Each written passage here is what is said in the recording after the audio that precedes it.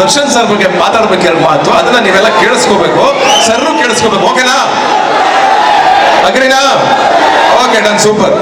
ಮೊದಲನೇದಾಗಿ trailer launch ಬರಬೇಕು ಅಂತ ಸರ್ ಹತ್ರ ಹೋದಾಗ ಫಸ್ಟ್ ಹೇಳಿದ್ದು ನನಗೆ ಬೆಳ್ಳಿ ಪರ್ವ ಹೋಗಿದೆ ಶ್ರೀರಂಗಪಟ್ಟಣಕ್ಕೆ.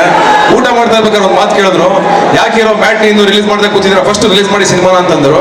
ಅವಾಗ ನಾನು ಸರ್ ಟ್ರೈಲರ್ ಲಾಂಚ್ ಬರ್ಬೇಕು ನೀವು ಅಂದೆ. ಹೀರೋ ನೀವು ಕರೆಯೋದೇ ಬೇಡ, ನಾ ಬರ್ತೀನಿ, ನೀವು ಲಾಂಚ್ ಮಾಡಿ ಸಿನಿಮಾನ ಅಂತಂದ್ರು.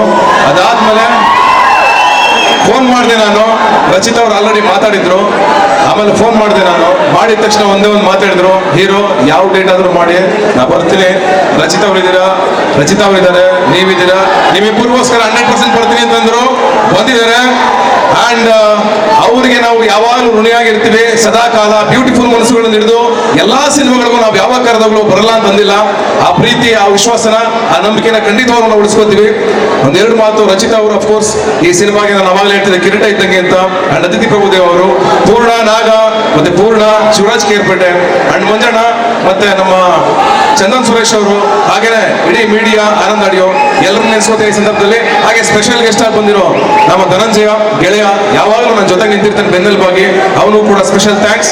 ಹಾಗೆ ಕಡೆಯದಾಗಿ ಎಲ್ಲರ ಜೊತೆಲೂ ಬೆಂಬಲವಾಗಿ ನಿಂತ್ಕೊಂಡು ಅವ್ರನ್ನ ಪ್ರೀತಿಸೋರ ಜೊತೆಗೆ ಪಕ್ಕದಲ್ಲೇ ಇರ್ತೀನಿ ನಾನು ಸದಾ ಅಂತ ಬಂದಿದ್ದಾರೆ. ಇವತ್ತು ನಾವು ಬರೋವರೆಗೂ, ಸರ್ ಬರೋವರೆಗೂ ಮಾತ್ರ ನಮ್ಮ ಪ್ರೋಗ್ರಾಮ್ ಆಗಿದ್ದು, ಮ್ಯಾಟಿನ್ ಆಗಿತ್ತು. ಸರ್ ಬಂದ್ಮೇಲೆ ಅದು ಪ್ರೋಗ್ರಾಮು ಬಾಸ್ ಪ್ರೋಗ್ರಾಮ್ ಆಗಿದ್ದು, ಅದಾಗ್ಲಿ ಸಂತೋಷ. ಅವ್ರ ಇದ್ ಕಡೆ ಒಂದು ಸೆಲೆಬ್ರೇಷನ್, ಆ ಸೆಲೆಬ್ರೇಷನ್ ಬೇಕು. ಅಫ್ಕೋರ್ಸ್ ಇವತ್ತು ಮ್ಯಾಟ್ನಿಗೆ ಒಂದು ದೊಡ್ಡ ಶಕ್ತಿ ಸಿಕ್ಕಿದೆ.